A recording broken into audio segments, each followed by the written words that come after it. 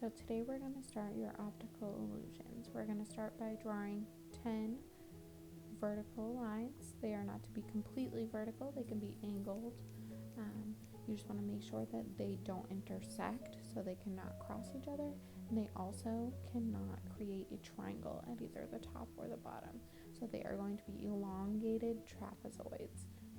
This will give more of an optical illusion effect versus just vertical stripes. So they should be angled.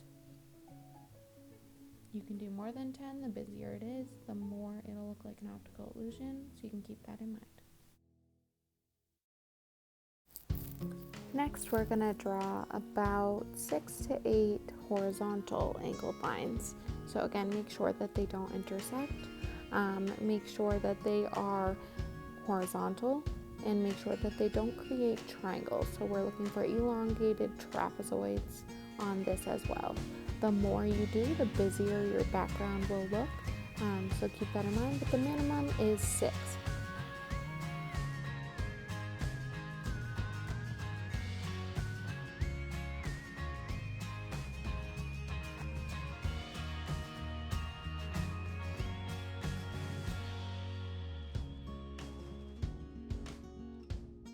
The next step is that we are going to add 3 to 5 circles. So anything you can find to trace a circle. I'm using a cup in this case. If you are at home, you could find a glass or a mug. You could find a can or anything you can find around the house. A tape dispenser, the inside could work. The size doesn't matter. Just that you don't want them to intersect because the sections may interfere with each other.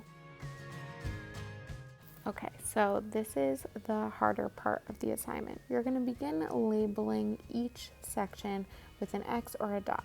Okay, you're making sure that there are no X's or dots next to each other, and you are going X blank, X blank, X blank. So I start at the top and I make sure that I am doing every other one labeled, and then I go down the side of it as well. And then you're going to look at the circles. The circles are where it gets a little bit tough because every single section counts in the ABA pattern. So even if they are small like these on the top, they still are considered black because they are next to white ones. Okay, so you are going to check as you go. You are going to have patience and effort with this assignment. Usually I go across. If it's helpful for you to turn your paper and do it the opposite way, that's okay, whatever works for you. And make sure you check the ends. Okay, so the one thing that students get stuck on is that when you end on the right side, if you end on a black one, it doesn't always mean that you're going to start on a white one for the next line. So you always want to look at the sections that are next to each other to make sure that there are no X's next to each other.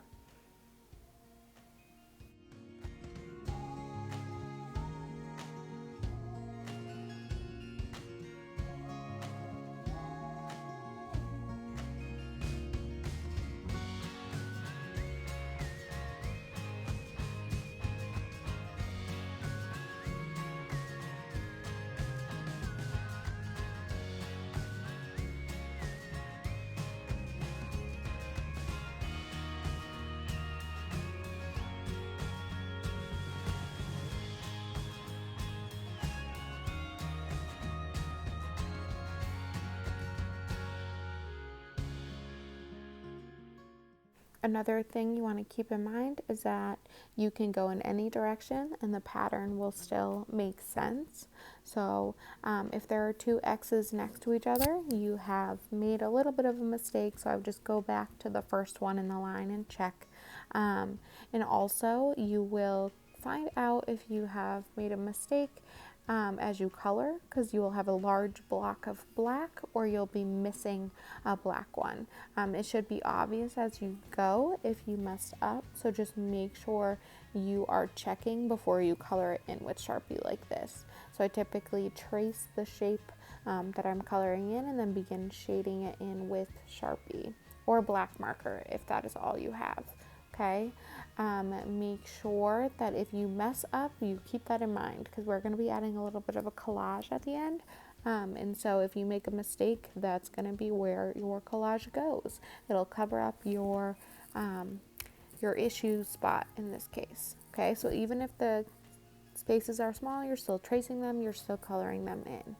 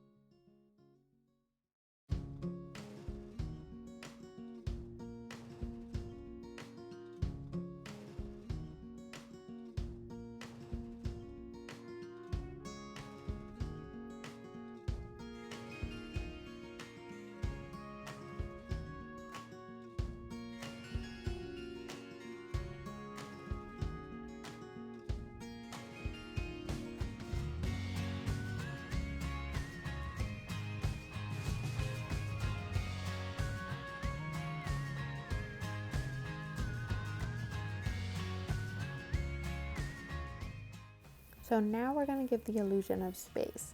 So I found this figure in a magazine. You could choose a person, you could choose an animal, but I'm going to cut the majority of the background out right now. So I'm just trimming away all the extras so I don't have to worry about a large piece of paper flopping while I cut. Keep in mind, I am turning my hand that I'm not using the scissors. I'm keeping the scissors straight forward. So use both hands when cutting. You'll see I'm going to be cutting the background even more now. I'm trimming a lot more. So get as close to the object as possible so then you can give the illusion that it is floating in your background.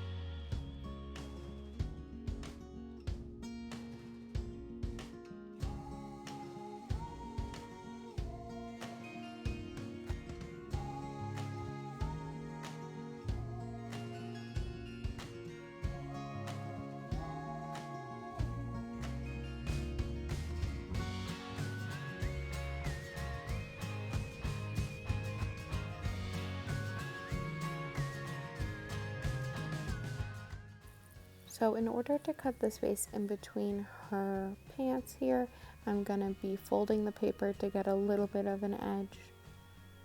So typically if you have like an arm that is on someone's hip, you might need to cut the background out of that too. Keep in mind that I realized shortly after this that I could just cut to separate her pants at the bottom, so I ended up trimming it a little bit more because I couldn't get so close. So keep in mind the viewer doesn't really know the background, so it's okay if you trim too much off in most cases. So you can see I cut off so then I can get really, really close to her clothes here, so then I can make sure that it gives a better optical illusion.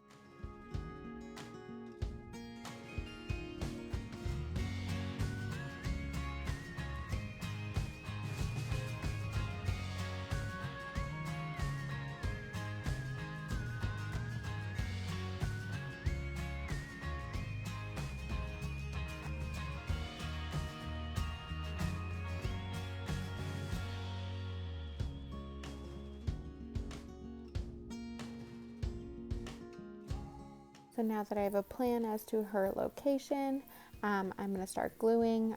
Keep in mind, I put a piece of paper underneath so I don't get glue all over my desk, and I also don't get it on my background.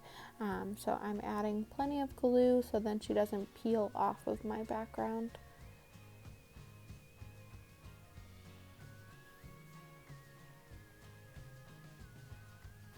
And now I'm going to place her in her location, and I'm going to push.